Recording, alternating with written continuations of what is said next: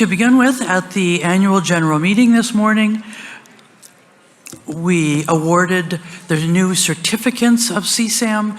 Certification is a level of credentialing that CSAM offers to demonstrate, so that people can demonstrate, or to people who have demonstrated skills and knowledge in addiction medicine based on completing an evaluation or training and the support of their peers.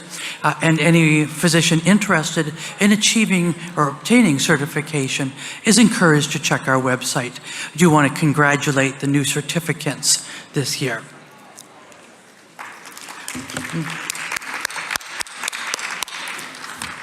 I also will talk one last time about our co-created art installation, our effort to move beyond the science and to reflect on the conference, on our own connections to addiction, on what motivates us to work in this and study in this field. There still is time to add your butterfly to the art installation that will be going to St. Joe's West 5th Campus for display following the conference.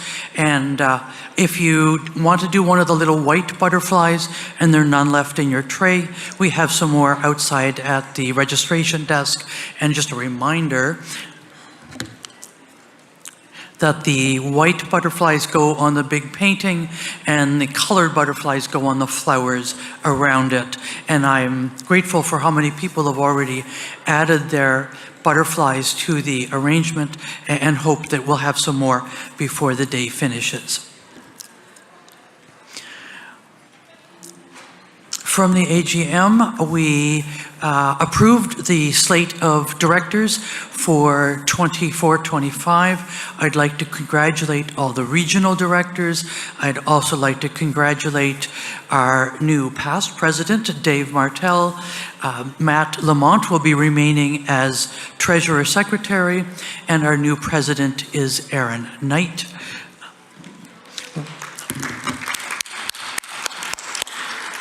Thank you. You are awake this morning. That's good. I was a little worried after the donuts everyone would take a nap. We do have 3 positions open. We are currently in the midst of an election for a new representative from Alberta. We will be seeking a representative from Newfoundland, and the position of president-elect is open. It needs to come from a board member, and we are hoping that we will be able to fill that position soon. And that is my preamble to welcoming our new president, Dr. Aaron Knight.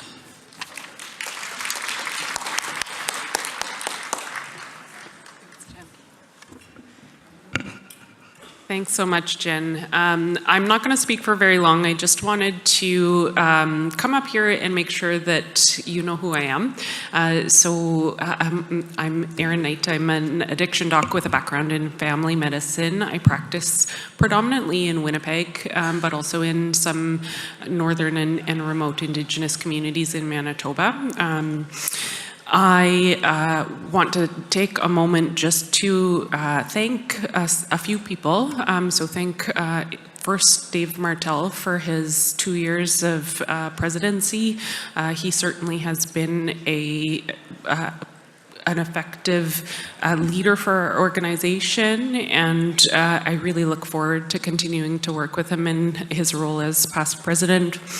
I also wanted to take a moment to acknowledge all of the work that it takes to put on a conference like this. It's a big part of our work every year, and so want to acknowledge Dr. Jen Brash, who's been the head of our conference committee for a number of years, as well as the whole committee, Becca Hebert and Carla as well, for all of their work in supporting putting this on. So let's just give them a round.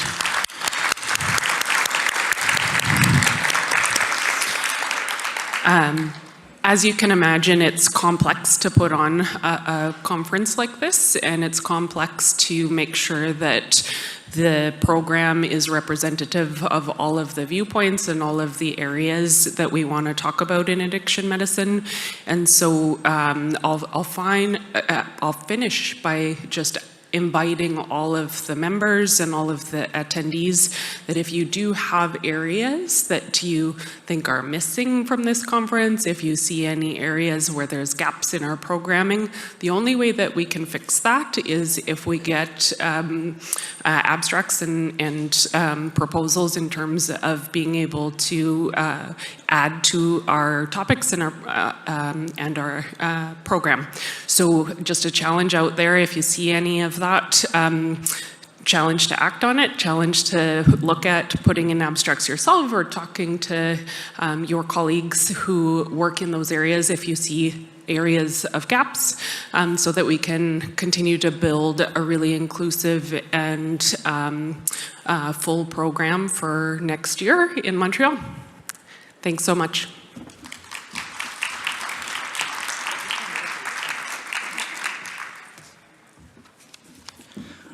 Thank you, Erin, and I look forward to your leadership of CSAM, although I'm finished my 8 years on the board as of this morning.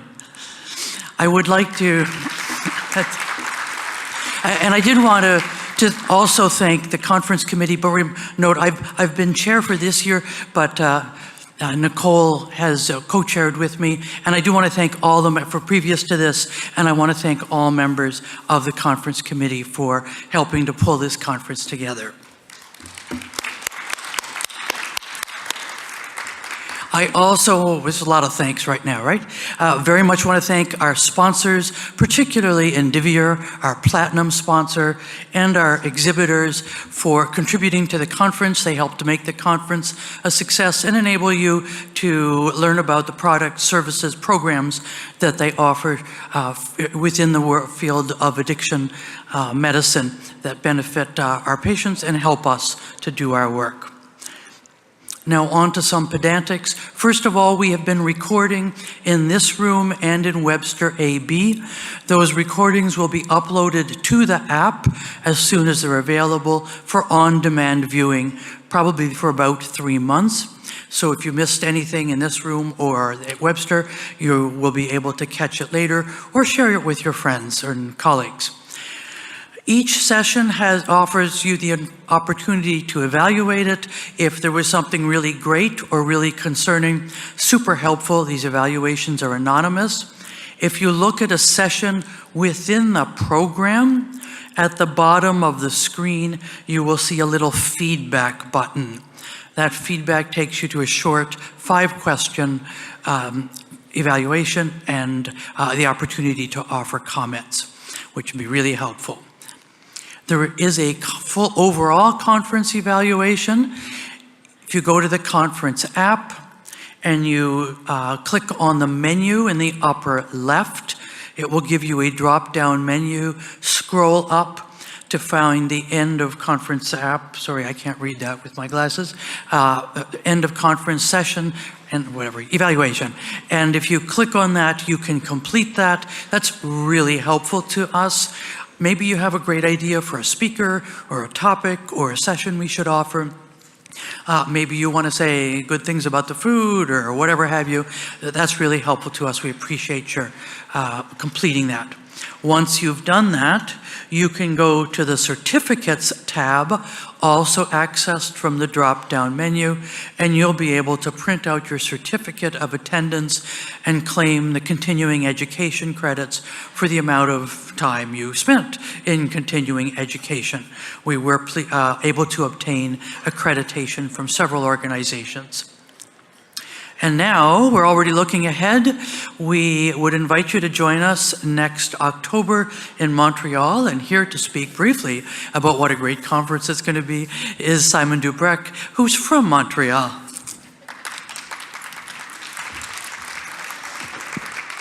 Alors bonjour tout le monde, je voulais vous inviter aussi au Québec, donc à Montréal. Ça fait un petit bout de temps que la CSAM n'a pas été au Québec, puis la dernière fois ça avait été un grand succès, donc j'espère que vous viendrez en grand nombre. So I'm happy to invite you to Montreal in Quebec next year. It's been a while that we didn't go to Quebec province. I'll be happy to join if you can join us next year. Have a nice end of conference. Profitez bien de la fin de la conférence. Bon retour à la maison après.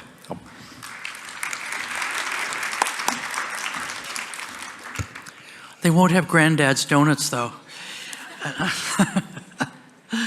A plug to join CSAM, whether as a member to get our newsletters and take part in things like our journal club and other activities, to join a committee and contribute both to addiction medicine nationally and also to the organization.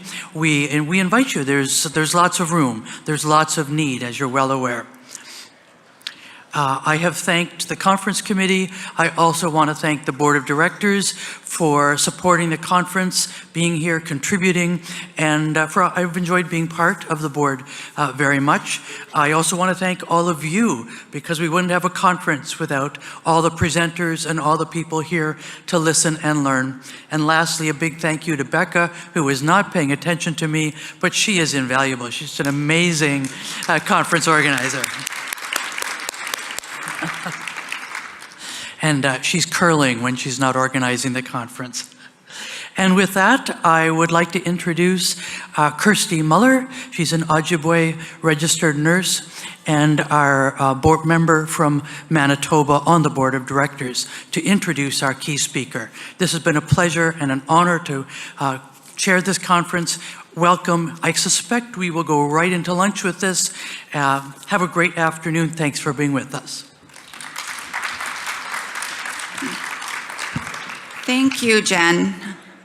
Okay.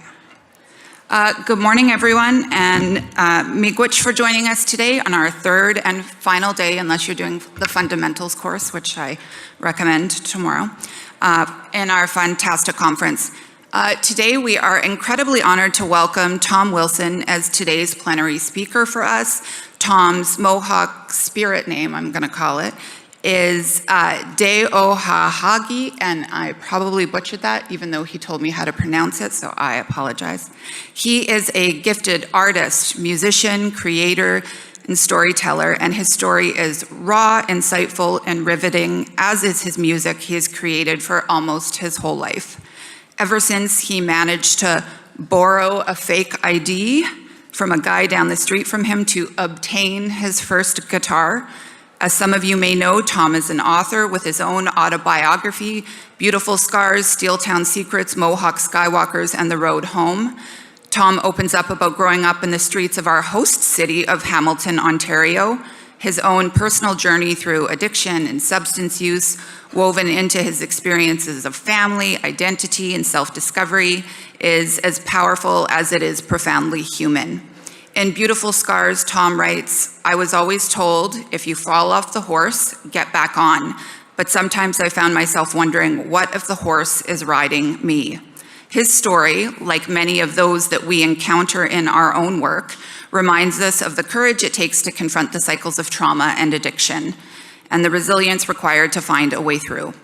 From struggling with the scars left by life and addiction and substance use to embracing his own journey and path to recovery, Tom's life is a testament to finding strength in vulnerability and hope amid chaos. Growing up in the working neighborhoods of Hamilton, Ontario, Tom was raised by Bunny and George Wilson.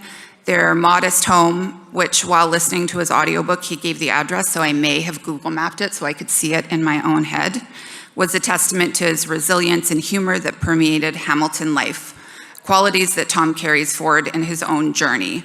Bunny with her fierce, strong, sometimes difficult love, and George, steadfast and unwavering in his commitment to Bunny and Tom, shaped Tom's character and his music and his art. Though they also left him with questions about his past. Later in his life, after becoming a father himself, he learned his truth. He was born Mohawk and began new relationships with his biological parents and his Mohawk family, who welcomed him.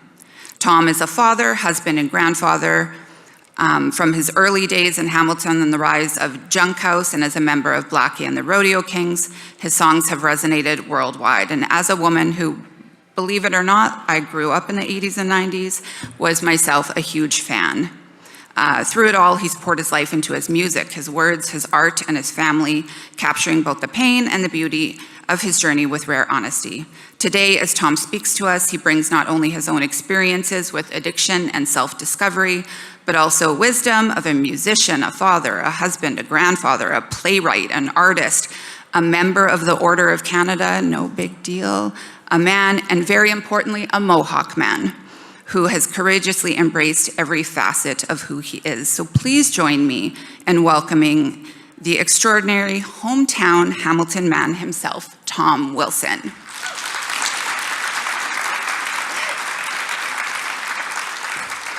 Thank you very much. I appreciate that. That was great. That was really good. You pronounced my name so well, I couldn't believe it.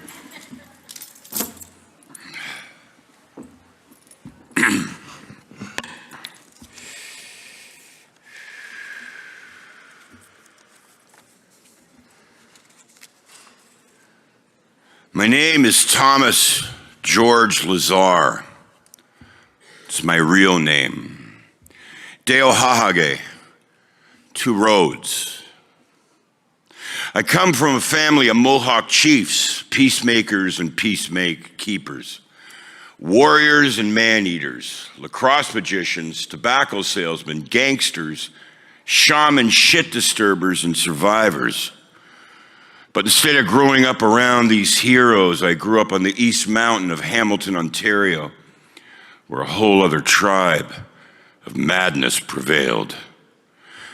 I'm a living, breathing lie, an embarrassment, a married man's mistake, and a young girl's only chance to hop a fence out of town and escape to freedom. The truth robbed me of my golden heart. The lights are low, did you leave town? Can I come back, can we get low down?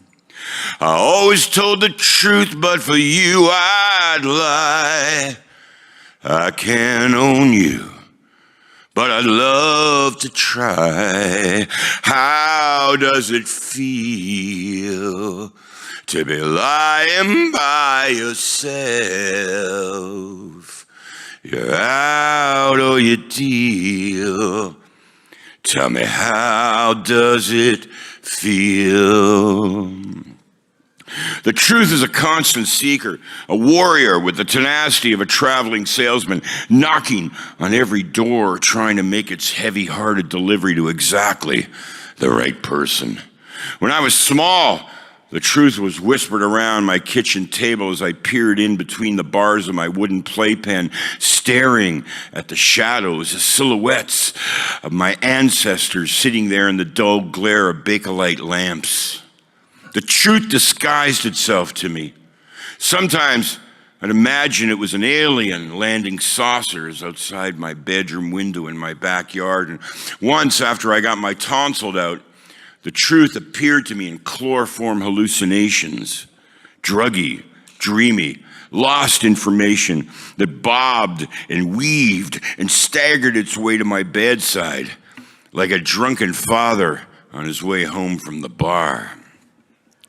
Let me put some sugar where they put salt. The mistakes you made aren't all your fault. Let me seal your scars and ease your mind. Turn your deep blue heart into the loving kind. How does it feel to be lying by yourself? You're out or you deal. Tell me, how does it feel? For years after, the truth strangled me with its unknown details. It made me question myself and attempt to shut out love. Drove me to countless attempts at self-destruction. The truth left me paralyzed and gasping for breath, struggling to free my voice from deep inside my guts in the middle of the night while I was sleeping, and I tricked myself into believing that I hunted down the truth. But the truth found me, and it wasn't the harmless, lily-white correct thing to do that we're all taught in grade school, and there was no immediate rewards from it. The truth is just a bastard like me. You've been crying about the same things every night. Are you out of love? Have you lost your fight? There's no easy way to pick up the slack. You're too young to lose and too old to get back. How does it feel to be lying by yourself? You're out of your deal. Tell me, how does it feel?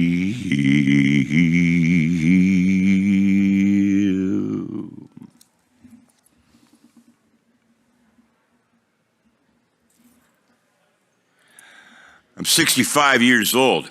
12 years ago, 54. I just turned 54, actually. I was going out on a speaking tour. I was going out, and when you go out on these speaking tours, not today, I just came from my house about 6 blocks away, but when you go out on speaking tours, they give you a handler, especially when they look at me, they figure that I need some, but they don't trust that I'm actually going to show up at the gig. So they gave me this person who shows up in a limousine in front of my house. And I get in the back of the car, and we're about to head to Pearson Airport to head to Regina and going on to Winnipeg to speak at universities. And she says to me, she goes, "Oh, this is going to be great. We're going to Regina and Winnipeg. This is going to be so much fun, and I'm a fan of yours. And you don't know this, but your family and my family used to be friends." And I explained to her, I said, "You know, I hear that a lot because my last name is Wilson.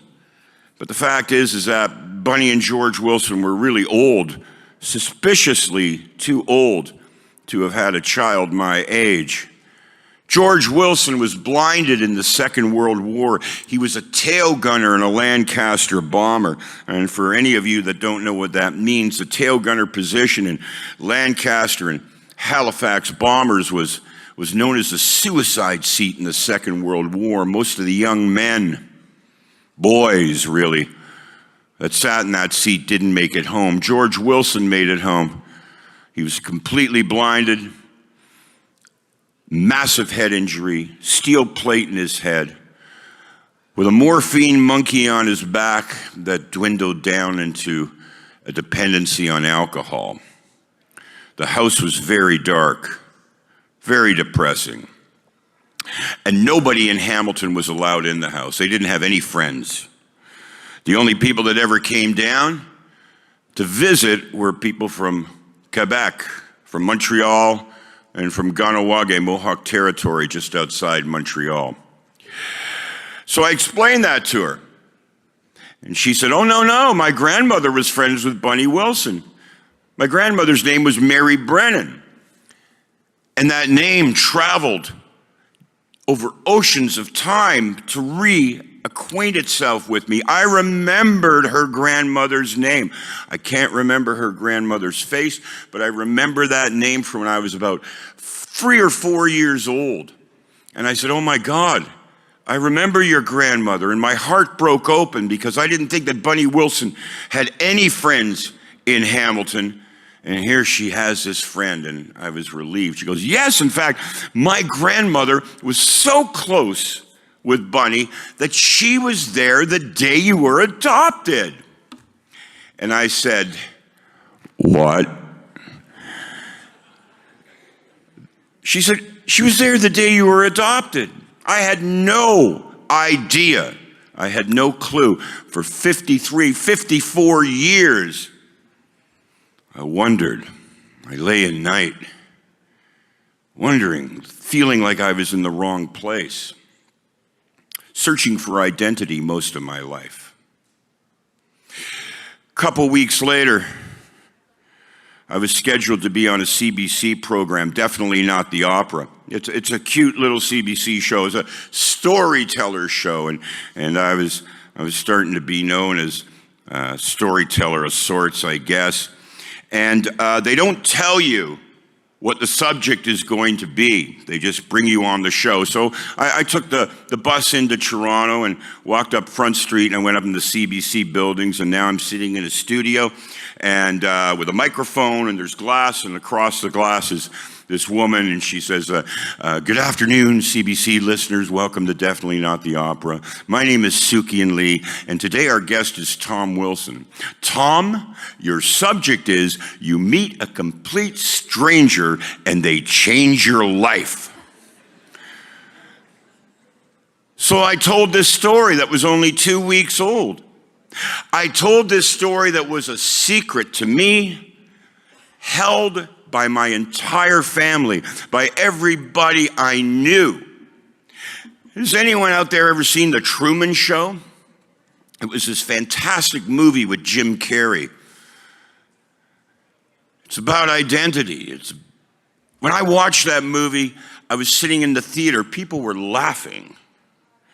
And I felt like I had to go into a fetal position. I completely had an anxiety attack. Anyways, I told this story on CBC Radio. CBC Radio to millions of, CBC, hundreds of people all across Canada and around the world. And I left the interview and I went down, I sat on the bench right beside Glenn Gould, the brass statue, and I couldn't believe what I had done. I was completely, it was overwhelming that I had let this family secret out. I gathered myself, I went on down to the bus station, came back home to Hamilton, and about 5 days later, I get a phone call. Ring, ring, ring. Hello? Hi, is this Tom Wilson? Yes, it is. This is Scott Sellers from Penguin Random House Books. I heard you on CBC Radio the other day. Have you ever thought about writing a book? I said, fuck no, that sounds like way too much work.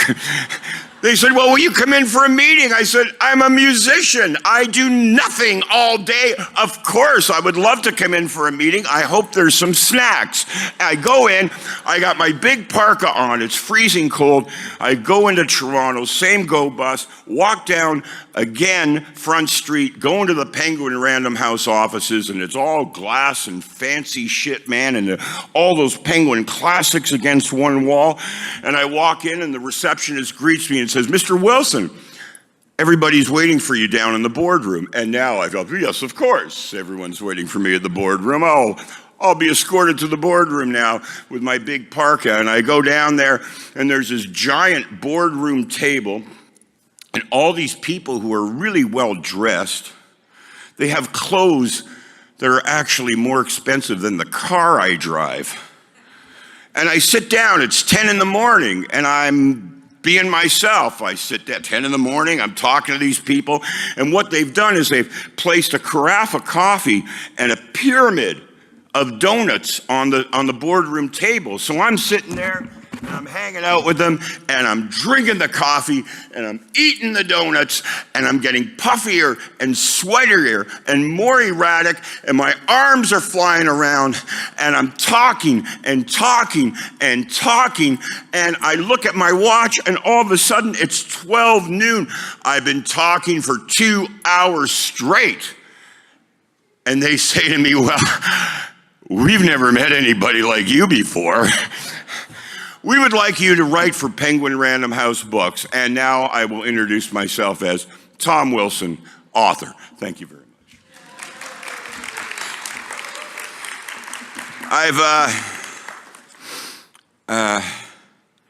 That experience was absolutely fantastic. I know that there's people that are involved in mental health here, which is terrifying for me to stand up in front of you and speak, because you know everything that's really wrong with me. If you'd like to tell me after, that would be really great. So I write this book and it becomes a bestseller, and then it becomes a documentary movie for TVO. And now I've turned it into a stage production that is going to be touring over the next couple of years. And during this time, as I started to go out and talk about my identity or discovering my identity, one of the first things I say is that writing this book, when I sat down to write this book, my heart was black. I was angry. I was angry with all of my family, with the people who raised me, with my more distant relatives. I was mad. And as I started to write the book, all that blackness started to disappear. And the feelings that started to take over were the same feelings that you have for your parents. You know, when you're a kid and you realize your parents are going to die at one point, that desperation, that love that you want to hold on to, that's what I started to feel. I think I saved myself hundreds of thousands of dollars in therapy by writing the book. And as I went out on tour, people would come up to me after the shows in theater lobbies, etc., and say, "So Tom, how does it feel to be an Indian?" I don't know. I didn't grow up on my territory. I had everything stripped from me.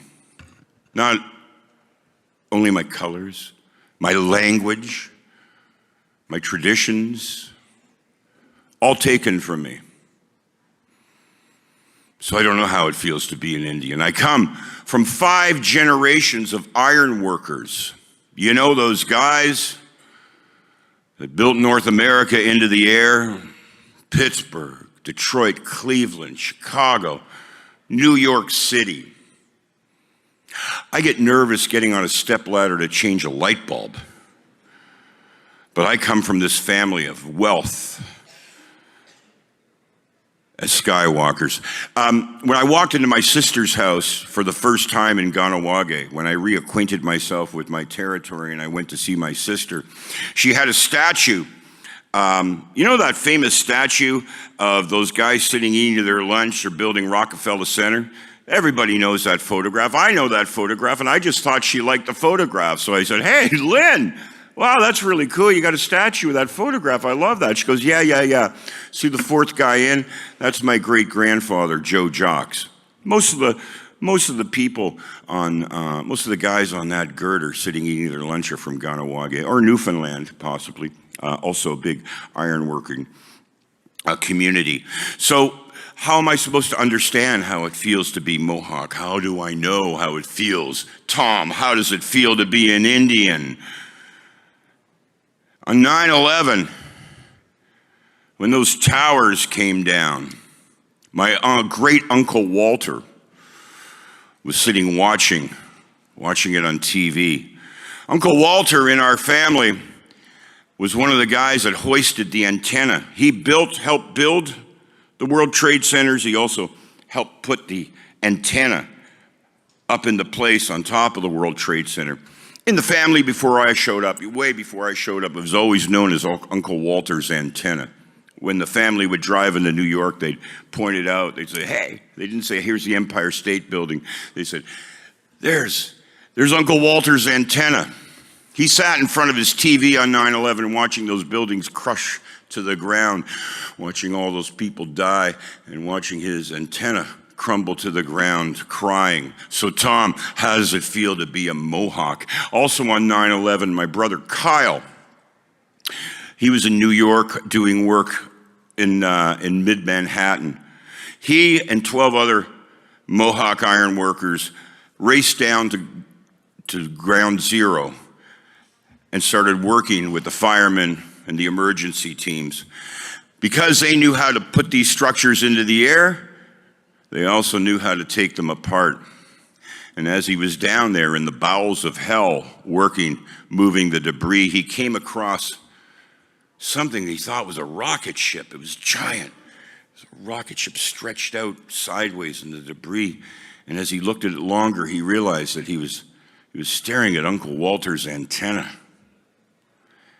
When he got a break in the action, he went home, cleansed himself with tobacco water, because he knew that he was carrying all the souls of those people inside of him. So Tom, how does it feel to be a Mohawk.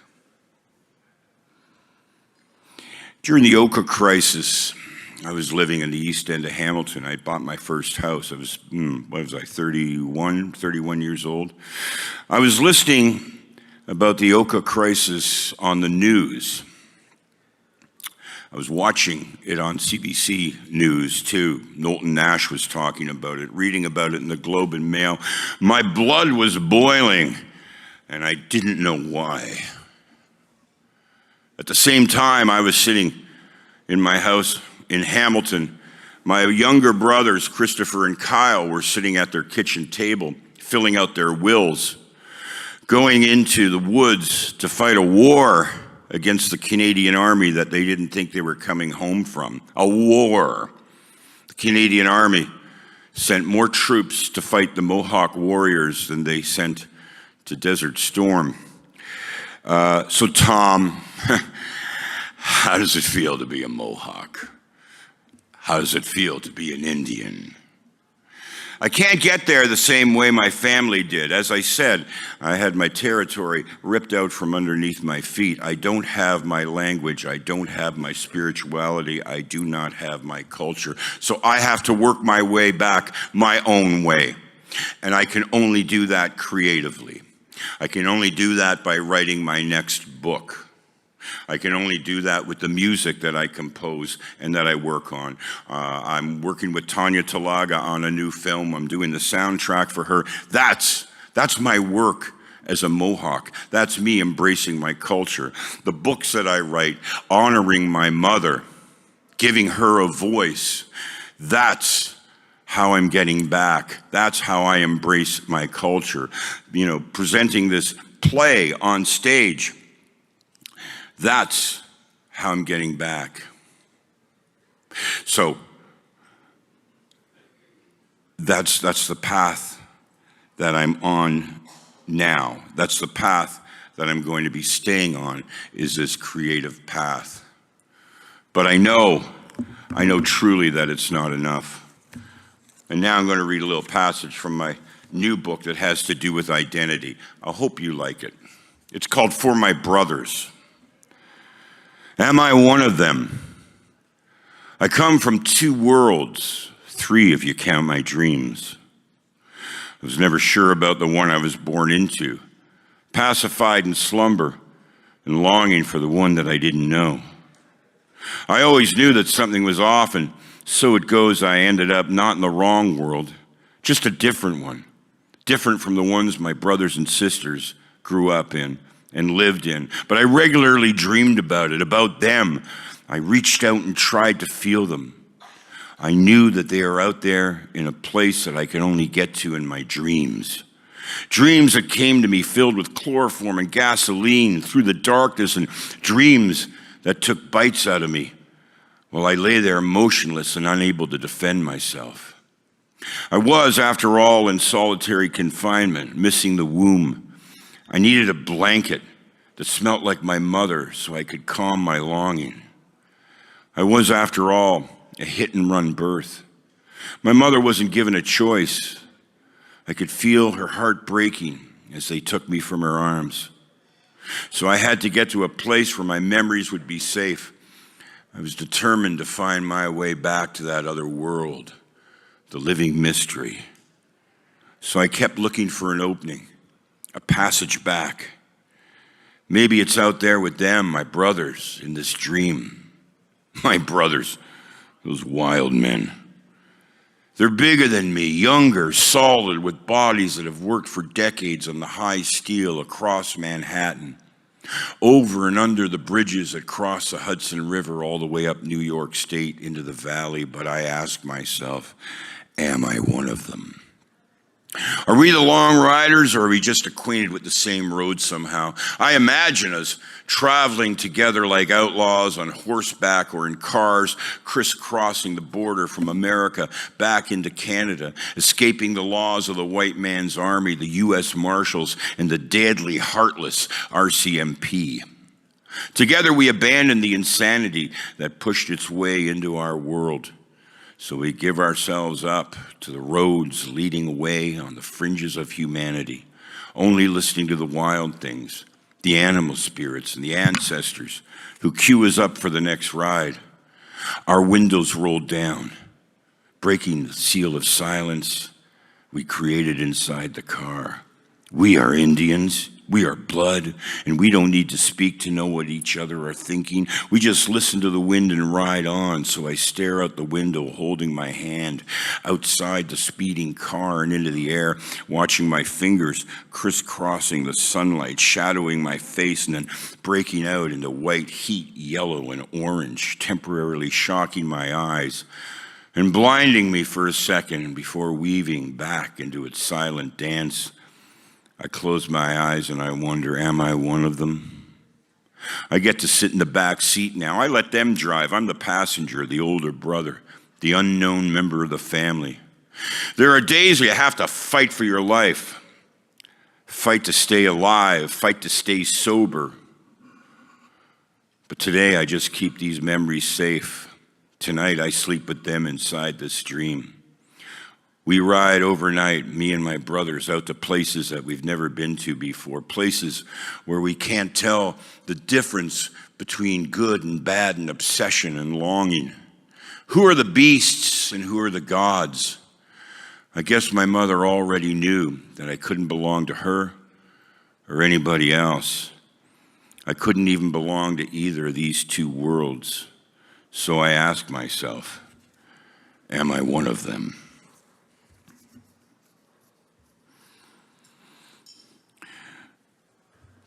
"65 years old, I'm a little too old to get in fist fights anymore. I'm a little too old to take a punch. So I hold on to this creative path. I got to say that I'm happier than I've ever been in my life. Sometimes I feel guilty about that. I'll figure that out one day. But I also know that doing these paintings and the rewards from it, which are not monetary so much, on Monday, one of my paintings is going into the front hall of the McMichael Gallery in Kleinburg. That's a big achievement for me, but it's a big achievement for my job of trying to put the Mohawk culture into the light. Those are the important things, but it's not enough always, being an artist. So I worked, and this is actually helps me just since I know we're in a room and we're dealing with addiction too. What deals with my addiction every day is the hard work that I put into it. That's the job. Tom, how'd you write that book? Well, it's actually just hard work. How do you do the paintings? Well, it takes months to do these paintings. It's actually hard work. How do you keep your nose off the mirror, Tom? Well, that's hard work. And it's the most rewarding work that I've ever done in my life. So one of the things besides the creative path was I started the first Indigenous scholarship at McMaster University here. The first scholarship for any Indigenous student in Ontario who wants to further their education, who wants to become a lawyer, a doctor, an engineer, because my belief is that every Indigenous child that wants to become a profession like that is a win against colonialism, and I'm all about that shit.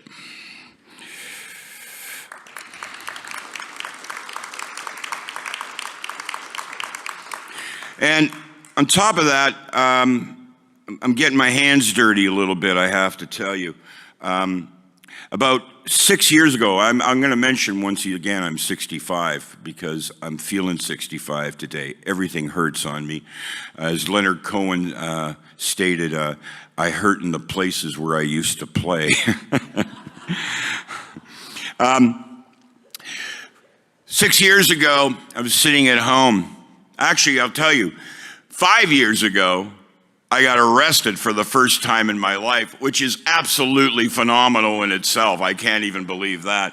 But 5.5, 6 years ago, I was listening to CHML radio here in town, and I was doing things around the house, and they said that somebody from Caledonia, Ontario, some city official said that the town had been taken over by terrorists. And I wondered what was going on out there, and I found out that a guy who's become a friend of mine, Skylar Williams, and a bunch of other Mohawks had taken on the land that was going to be used for a development, a housing development, right on the banks of the Grand River. Now, why is this important? Well, I'll tell you why. Because in the War of 1812, the British government gave the Mohawks 6 miles each side of the Grand River to live their lives, to raise their families, to hunt and prosper. And that was the reward for fighting with the British Army in the War of 1812, for taking lives and losing many Mohawk lives, for spilling blood. That was the reward. And since the War of 1812, that 6 miles has become Caledonia and Cayuga and Paris and Brantford and on and on and on. So Skylar Williams and the Mohawks said, not another inch. So they were called terrorists. I figured I have to do something. So I went over there's a grocery store over on Dundurn here called Fortino's. I went over there, drove my old Navigator over there, and I bought myself, those 30 of those, those delicious roasted chickens that you get in the grocery store.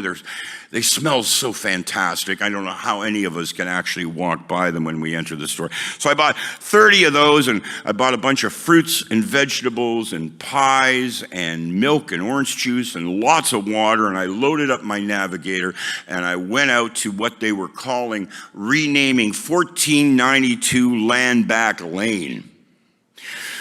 Drove it out through the back roads, through a back path. I was led by a couple people back there, and I got to the 1492 Land Back Lane, and I got to see the terrorists. The terrorists were cooking food on open fires, and they're having ceremonies. And the terrorists were a bunch of kids playing lacrosse out in the field. Those were the terrorists that were talked about on the news. And sang them some songs, and came back home. And 5 days later, I'm sitting in my office writing, and I get a knock on my door. I go to the door, it's 2 OPP officers. I look at them, and all I could think of was, I've been wanting to use this line that Newman used in the Seinfeld show decades ago. And now is my only opportunity, since I've never been arrested, my only opportunity to use it, and I figure I'm going to use it. So I look at the cops, and I lean against the frame of my door, and I say to them, so what took you so long? They didn't think it was so funny. For whatever minor celebrity I have in this country, and became national news, it helped the cause. But the fight goes on. I do have a land acknowledgement that I love to give, because land acknowledgements, you asked me about land acknowledgements a couple days ago, and I feel that land acknowledgements, personally, okay, all this is personal talk. You don't have to believe any of my bullshit. But personally, I believe land acknowledgements are coming from my era, becoming like God Save the Queen or the Lord's Prayer. It's just something that kind of washes over us, and we feel that we have done the work that we have to do, and we know that that is not the case. So here's my land acknowledgement. It goes like this: give it back.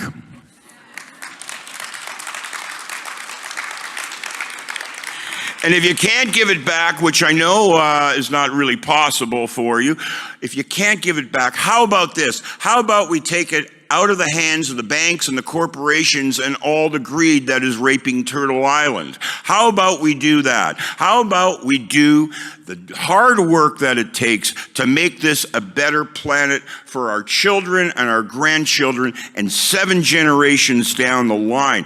What we want to do, everybody in this room, is not to have to apologize to our grandchildren for not doing the hard work. We have the ability to make this a better planet if we just erase fucking Twitter off our phone and we turn off CNN and Fox News and we stop the noise that is taking us on.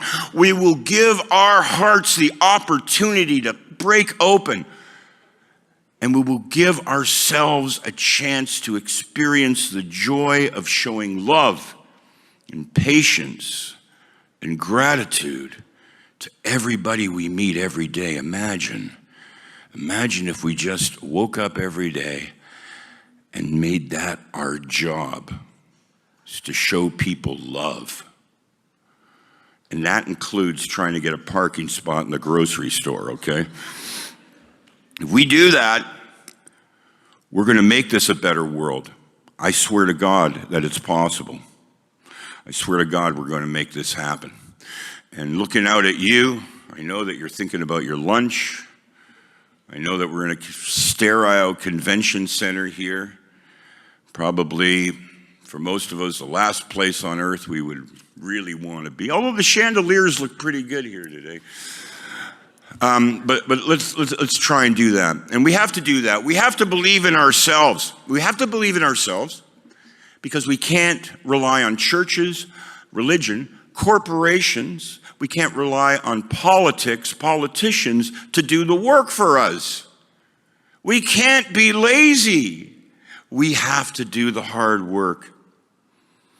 When I think about the life I've lived, I do not blame my misadventures and my foolishness on the fact that I lacked identity, something that most of us take for granted.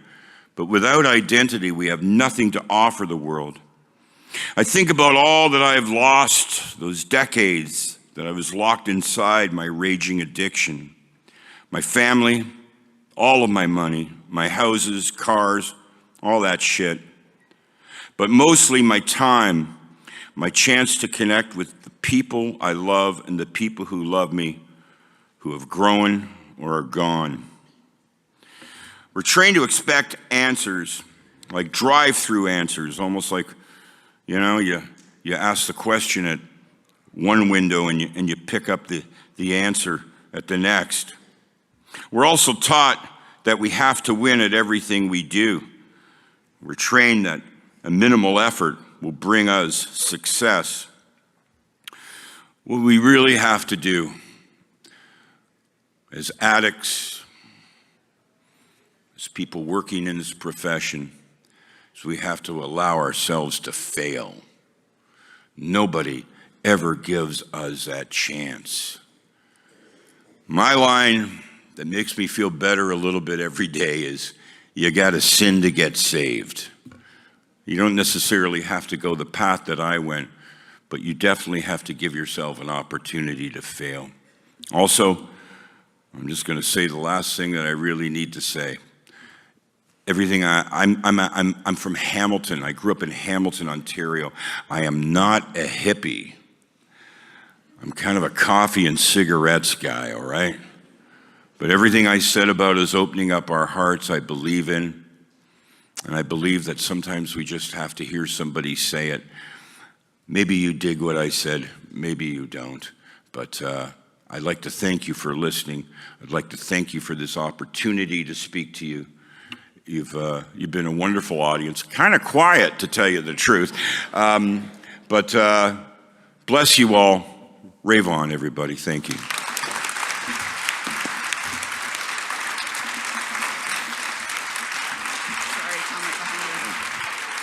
Thank you so much, Tom. That was amazing, and I'm not saying my expectations weren't high, but that went way above how good I thought and knew that you would be. I also want to say that was the best damn land acknowledgement I have heard for a long time, and I might, if it's okay, steal that from you. You're an artist, so I'm going to get your approval, but I definitely want to use. Easy to remember. It is, yes. So I fully support that. I appreciate that. Thank you so much for sharing your story, your words, your song, your beautiful voice, your gift, and your art with the world. I look forward to everything that you have coming out. I will follow you. Please stop by Winnipeg on your next tour, and I will be there. So again, a huge round of applause for Mr. Tom Wilson. Thank you so much. Thank you. That was so good.